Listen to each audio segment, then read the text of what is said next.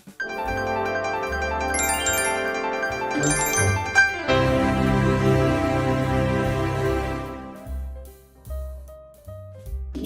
का मौसम चल रहा था। एक दिन बहुत ही ज्यादा ठंड पड़ जाती है। अरे बाप रे, आज तो बहुत ही ज्यादा ठंड है। मुझे कुछ तो करना पड़ेगा। अगर मेरा घोंसला मुझे गर्म रखना है तो मुझे आग जलाने के लिए लकड़ियाँ जमा करनी पड़ेगी, नहीं तो मैं इस ठंड में मर ही जाऊंगी। लेकिन मैं काम अकेली नहीं कर सकती, मुझे किसी की मदद लेनी पड़ेगी। लाडो मीनू चिड़िया के पास चली जाती है। अरे मीनू मौसी, तुम क्या कर रही हो? कुछ नहीं लाडो। अच्छा ठीक है, तुम बताओ तुम यहाँ कैसे? अरे कुछ नहीं, अभी ठंड का मौसम चल रहा है ना, मैं सोच रही थी कि हमें हमारे घोंसले गर्म रखने के लिए आग जलानी होगी और उसके लिए हमें लकड़ियाँ इकट्ठा करनी होगी। हाँ, बात तो सही है। आज गंगा मौसी मुझसे मिलने आई थी। वो कह रही थी कि ठंड के साथ बर्फबारी भी होने वाली है। मेरे तो ठंड की वजह से अभी से हाथ पैर कांप रहे हैं। तो बताओ कब जाना है लकड़ियाँ लेने को? अभी शाम हो गई है, हम सुबह घर का सारा काम निपटा के फिर चले जाएंगे। हाँ, कल सुबह जाएंगे। अगले दिन सुबह मीनू और लाडो लकड़ियाँ जमा करने के लिए निकल पड़ती है। उड़ते उड़ते उन्हें रास्ते में कालू कौवा धूप सेकते हुए उन्हें दिखाई देता है। मीनू लाडो चिड़िया से कहती है, देख लाडो, ये आलसी कौवा कैसे मजे में धूप सेक रहा है। जाने दो ना मौसी, हमें क्या करना है, हमें बहुत काम है, हमें चलना चाहिए। नहीं लाडो, ये आलसी कौवा ऐसे मजे में सुबह सुबह धूप सेक रहा है, ये मुझसे नहीं देखा जा रहा। तुम देखो मैं इसे कैसे काम पे लगाती हूँ। लाडो और मीनू कौवे के पास रुक जाते हैं। मीनू मौसी रहने दो ना, क्यों बेचारे को परेशान कर रही हो? बेचारा? और ये एक नंबर का आलसी और कामचोर है। इतना बोलकर मीनू कालू कौवे के पास चली जाती है। अरे कालू कौवे, तुझे कुछ शर्म वरम है कि नहीं? ऐसे दिन भर बिना काम किए कैसे बैठ सकते हो तुम? तुम्हारे हाथ पांव दर्द नहीं करते? कालू कौवा मीनू मौसी की बात को सुनकर अनसुना कर देता है। अरे तू चुप क्यों है? कुछ तो बोल। क्या आलस की वजह से तुझे सुनाई भी नहीं दे रहा? क्या मीनू मौसी, मैं तो यहाँ शांति से बैठा हूँ। क्या आपको मेरी वजह से कोई तकलीफ हो रही है? अगर आप चाहे तो मैं यहाँ से उठकर कहीं दूर चला जाता हूँ। अरे आलसी कौवे, मुझे मालूम है तू कितना कामचोर है, और वैसे भी तुझे कुछ और आता भी नहीं, और दिन भर बस आराम से सोता रहता है तू। नहीं मीनू मौसी, मैं कामचोर नहीं हूँ, मैं कुछ भी काम कर सकता हूँ। अच्छा ऐसी बात है, तो चल मेरे साथ। मैं और लाडो घोंसले गर्म रखने के लिए लकड़ियाँ जमा करने के लिए जंगल में जा रहे हैं, तू भी चल हमारे साथ। कालू एक भोला कौवा था, वो मीनू मौसी की बातों में आ गया और चल पड़ा उनके साथ।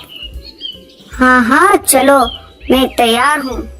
देख ले, तू अभी हाँ बोल रहा है, बीच में काम छोड़कर कहीं भाग तो नहीं जाएगा। अगर तूने ऐसा किया तो मैं तुझे हमारे ग्रुप से निकाल दूंगी। तो बैठे रहना रात में ठंड में ठिठुरते हुए।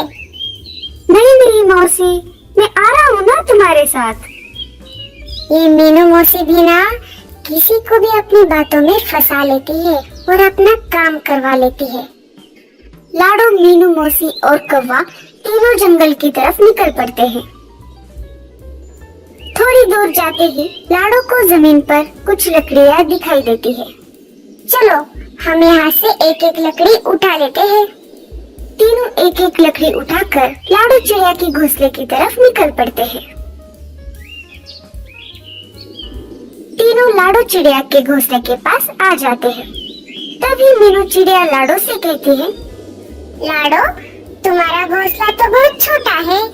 अगर हम यहाँ लकड़ियाँ इकट्ठा करेंगे तो घोंसले में रहने के लिए जगह नहीं रहेगी, और फिर हमें आग भी तो जलानी है। हम एक काम करेंगे, मेरा घोंसला बहुत बड़ा है, हमें लकड़ियाँ मेरे घोंसले में जमा करते हैं। रात में हम तीनों वहीं पर आग जलाएंगे और आराम से सो जाएंगे। आप सही कह रही हो मीना मौसी, हम वैसा ही करेंगे। कालू भैया चलिए, हम मीनू मौसी के घोंसले की तरफ चलते हैं। कालू लाडो की हाँ में हाँ मिलाकर पीछे पीछे चल पड़ता है। तीनों मिलकर लकड़ियाँ मौसी के घोंसले में रख देते हैं। चलो, हमें और भी लकड़ियाँ लानी पड़ेगी। ये लकड़ियाँ तो हमें आग जलाने में कम पड़ जाएंगी, हमें कुछ और लकड़ियों की जरूरत पड़ेगी। तभी मीनू चिड़िया पाँव में मोछाने का झूठा नाटक करती है। अरे बाप रे, ओए माँ, मर गई रे, शायद मेरे पैर में मोच आई है, मैं अब लकड़ियाँ नहीं उठा पाऊंगी। कोई बात नहीं मौसी, आप आराम कीजिए, मैं और कालू भैया जाकर लकड़ियाँ जमा कर देंगे।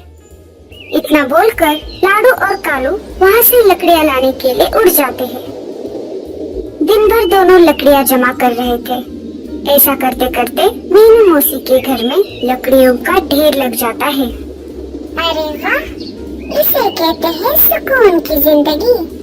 रात में तीनों मिलकर मौसी के घर आग जला लेते हैं और आराम से सो जाते हैं। जब सुबह हो जाती है, कालू कहता है कि कल तो बहुत अच्छी नींद आई मुझे, लेकिन अब मुझे बहुत ज्यादा भूख लग रही है। भूख तो मुझे भी लगी है कालू भैया, देखते हैं मीनू मौसी के घर कुछ खाने के लिए है कि नहीं। लाडो मीनू मौसी से कहती है, अरे मीनू मौसी, हमें बहुत भूख लगी है, क्या आपके पास कुछ खाने को है? हाँ हाँ, मेरे पास थोड़ा अनाज बचा है, ये लो। आखिर तुमने हमारे लिए इतना सारा काम जो किया है। दोनों थोड़ा थोड़ा करके अनाज खा लेते हैं।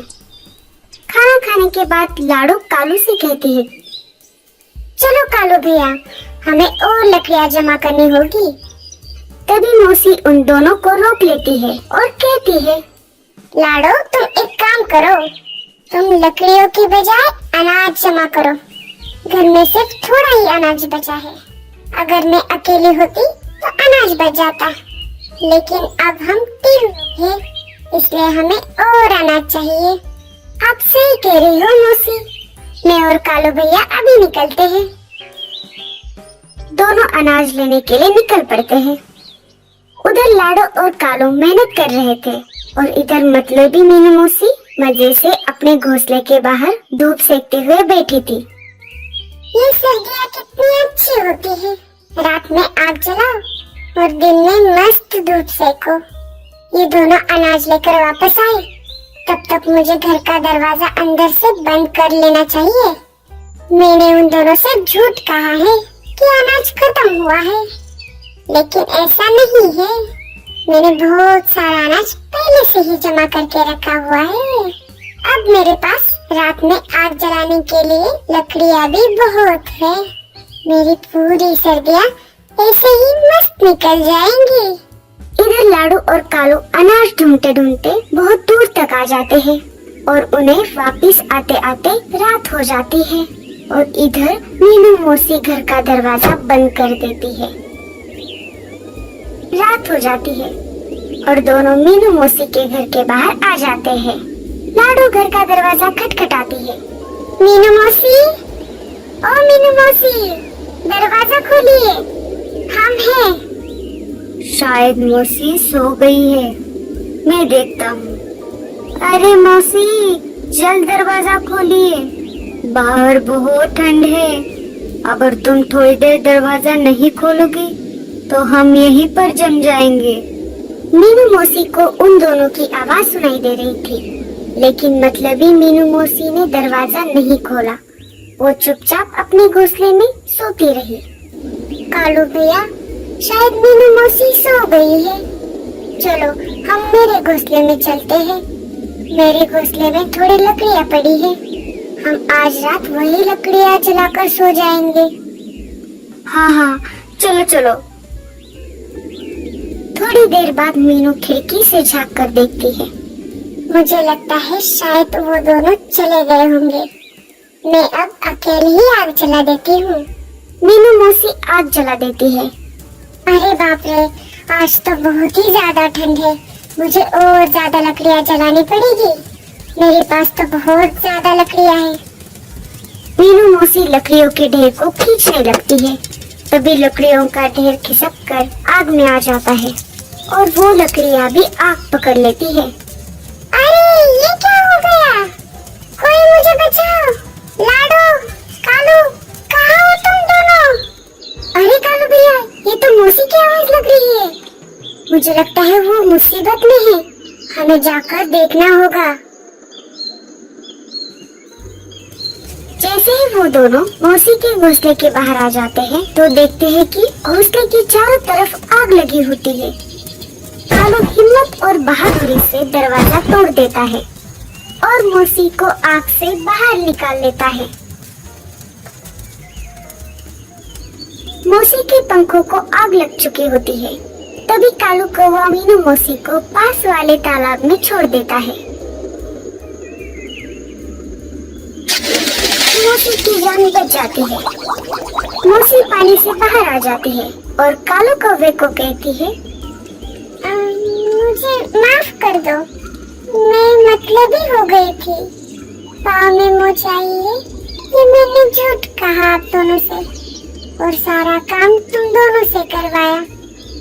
तुम्हारे आने से पहले ही दरवाजा भी बंद कर दिया, लेकिन मुझे मेरी लालच की सजा मिल गई और मेरा ये एक पंख भी जल गया।